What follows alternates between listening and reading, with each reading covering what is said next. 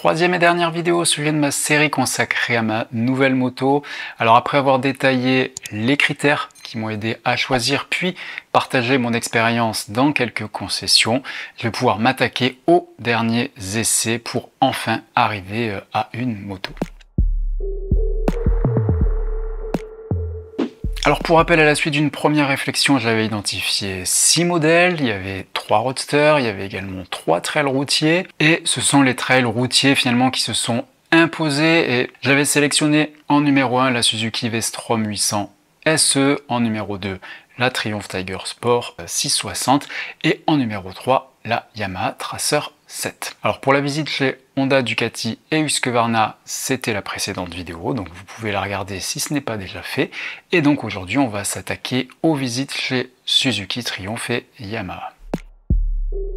L'essai de la V-Strom 800 SE était pour moi primordial, parce que contrairement aux deux autres modèles, donc la Tiger Sport et la Tracer, qui sont dérivés d'un roadster et qui sont donc des motos accessibles, moins hautes, plus légères, cette V-Strom quand même joue dans une catégorie supérieure. Le poids est plus important, 223 kg tout plein fait.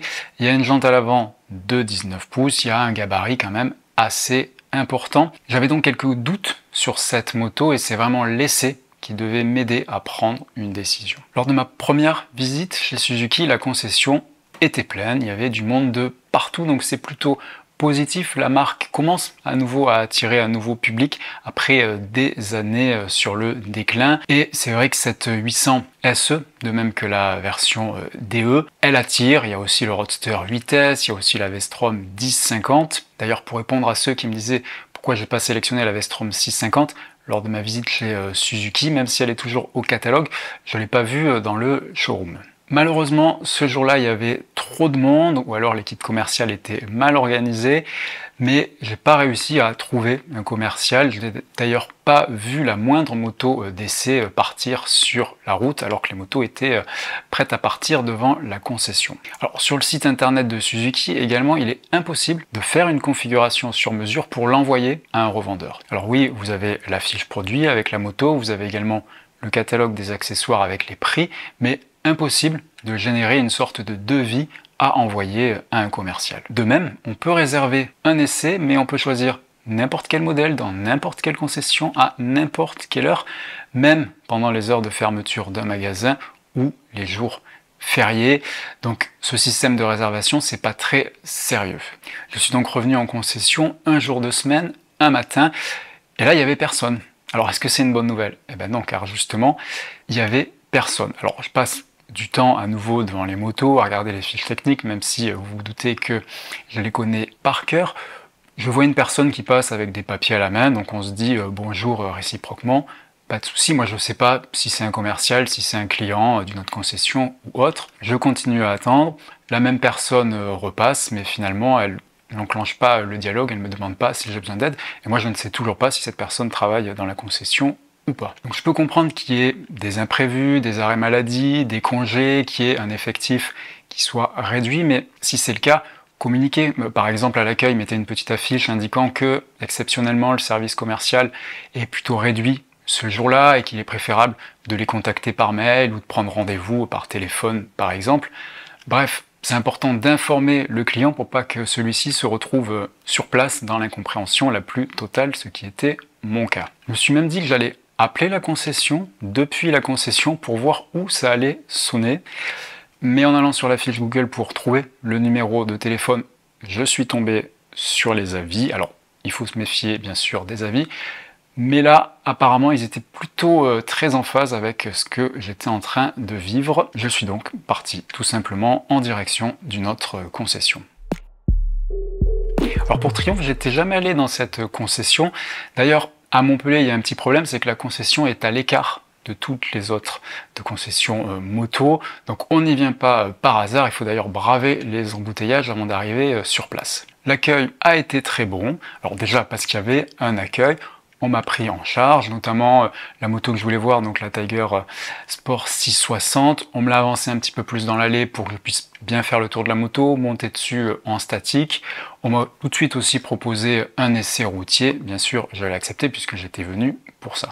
Alors c'est toujours délicat de repartir avec une nouvelle moto, mais j'ai pas été déstabilisé. La moto est vraiment simple, accessible. Au niveau design, elle est effectivement un petit peu discrète, presque banale, et je peux comprendre pourquoi certains préféraient prendre la Tiger Sport 850, qui a un gabarit un peu plus mature que cette 660. Mais justement, moi, ce que je cherche, c'est une moto assez contenue, donc ça me va très bien. Alors non, je n'ai pas eu de coup de cœur pour reprendre les mots du commercial, mais je ne comptais pas en avoir, je comptais faire un choix rationnel. Donc on établit un devis sur la base d'une configuration que j'avais déjà réalisée chez moi. Il y avait une super promotion d'ailleurs avec 500 € d'accessoires offerts, ainsi que le top case et la platine.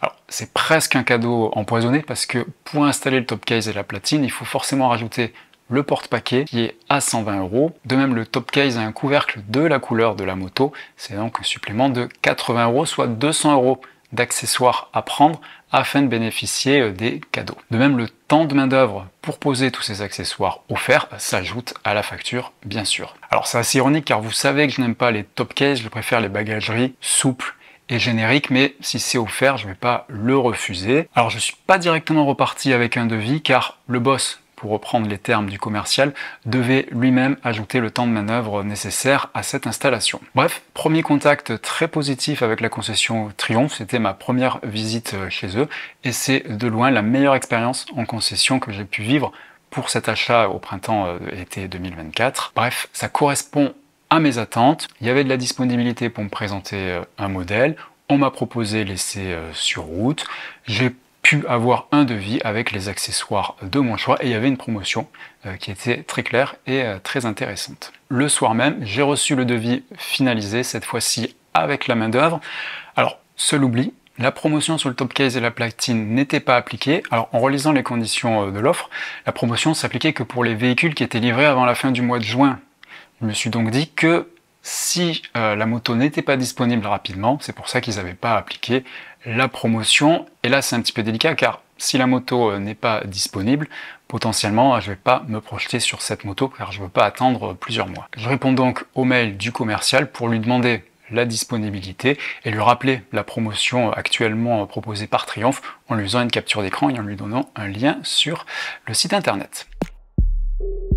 Donc ensuite, passage chez Yamaha car il me faut absolument un plan B si jamais cette Tiger Sport n'est pas disponible rapidement et que je n'arrive pas à faire un essai chez Suzuki, il faut bien quand même que j'arrive à avoir une moto pour cet été. Yamaha avec sa Tracer 7 serait donc un choix idéal. Donc au niveau accueil, aucun souci, très bon accueil, aussi bon que celui de Triumph. Il y a du monde pour enseigner les clients, on m'a aussi tout de suite proposé un essai pour la Tracer 7 en version full. Comme pour la Tiger Sport 660, je suis très à l'aise. La moto est facile à piloter. Il y a un super écran couleur de 5 pouces qui est plutôt pas mal quand on le compare au petit tableau de bord rond de la Triumph. Donc c'est un essai plutôt concluant.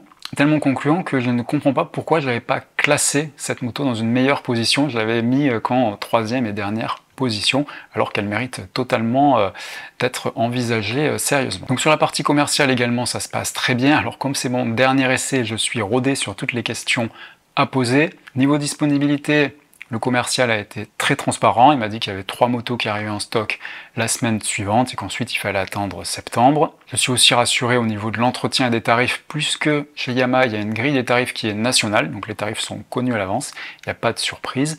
Et au niveau délai, pour avoir un rendez-vous à l'atelier, il m'a dit qu'il suffisait de prendre rendez-vous le jour de la remise des clés pour pouvoir caler la première révision des 1000 km le jour de mon choix. Le commercial me propose même de ne pas aller si vite, d'attendre plusieurs jours et de revenir pour faire un deuxième essai afin d'affiner ou pas mon avis. Et enfin, il ne m'encourage pas forcément à commander tout de suite une bulle haute ou une selle confort, mais d'attendre de rouler avec cette moto sur plusieurs semaines pour choisir si là aussi une selle confort c'est plus intéressante ou pas que la selle d'origine. Pareil pour la bulle. Donc là encore, c'est un échange de qualité qui était à la hauteur de mes attentes. J'ai été conseillé et j'ai été bien conseillé. Du coup, je me retrouve dans une position assez délicate. Ça va être difficile de partager la Tiger Sport 660 avec la Tracer 7 et il y a toujours donc cette Suzuki V-Strom que je n'ai pas pu essayer.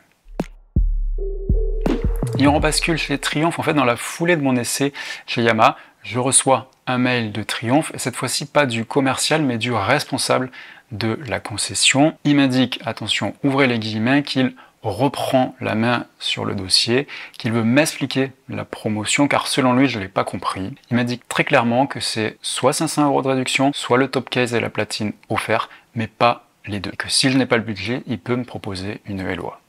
Alors là je vous laisse deviner ma réaction et mon ressenti après cet incident. De mon côté je suis sûr de moi, j'avais bien lu la promotion avec toutes les petites lignes, j'avais fourni le lien et la capture d'écran, donc il n'y avait aucun doute. Je réponds donc dans ce sens et je lui redemande d'ailleurs les disponibilités de la moto car il m'avait toujours pas répondu sur ce point. Donc nouveau message du responsable de la concession, il m'indique qu'après avoir appelé Triumph France, mais pourquoi il n'a pas fait avant, il peut confirmer qu'effectivement la promotion est bien cumulative mais que lui n'était pas au courant, donc ça l'excuse de sa première réponse. Alors effectivement, pour être transparent, Triumph a d'abord communiqué sur une offre avec uniquement 500 € d'accessoires offerts, mais à partir du mois de mai, ils ont bonifié la promotion, ils ont rajouté en plus le top case et la platine, ce qui correspond quand même à 400 € supplémentaires. Et concernant la disponibilité de la moto, j'ai enfin une réponse. Oui, la moto peut être disponible pour le mois de juin, donc ça rentre dans les critères de la promotion, mais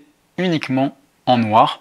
De mon côté, je m'étais vraiment projeté sur le modèle en blanc que je trouvais plus joli. Maintenant, je ne vais pas lui reprocher d'être en noir, sachant que la Tracer 7 chez Yamaha est aussi en noir. Petite compensation, la Tiger en noir est 100 € moins chère que la blanche. Et pour information, à partir du mois de juillet, la promotion chez Triumph s'est encore améliorée, car les 500 € offerts sur les accessoires sont devenus 500 € offerts tout court.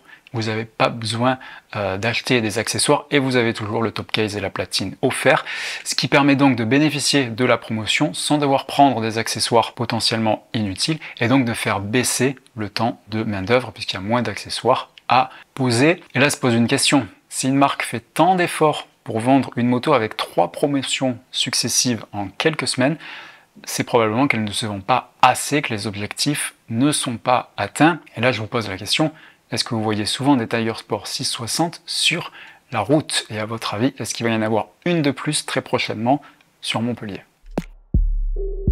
Donc, dans ces conditions, à votre avis, que vais-je faire? Réponse A, donner une 3e chance à Suzuki pour essayer la V-Strom 800. Réponse B, oublier l'incident de Triumph sur la promotion non appliquée initialement. Réponse C, faire confiance à Yamaha et acheter la Tracer 7 qui coche toutes les cases. Ou réponse D, la réponse D, D comme Ducati.